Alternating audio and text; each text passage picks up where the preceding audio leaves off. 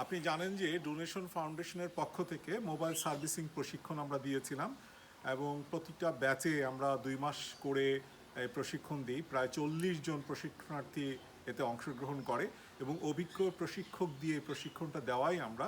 কিন্তু কষ্টের বিষয় যেটি হচ্ছে, প্রশিক্ষণ পাওয়ার পর এই যে প্রশিক্ষণার্থী যারা প্রশিক্ষিত হলো, যারা দক্ষতাটা অর্জন করলো, তারা কিন্তু কোনো কাজ করতে পারছে না। এর পেছনে বড় কারণ হচ্ছে যে তাদের একটি মোবাইল যে সার্ভিসিং সেন্টার খোলার মতো তাদের সেই সক্ষমতা বলেন, তাদের সেই ক্যাপাসিটি বা তাদের সেই ক্যাপাবিলিটি নেই। এবং তারা না পারছে একটা দোকান ভাড়া করতে, না পারছে মোবাইলের যে সার্ভিসিংয়ের জন্য যে সমস্ত প্রয়োজনীয় উপকরণগুলো লাগে, এটা তাদের কাছে নেই।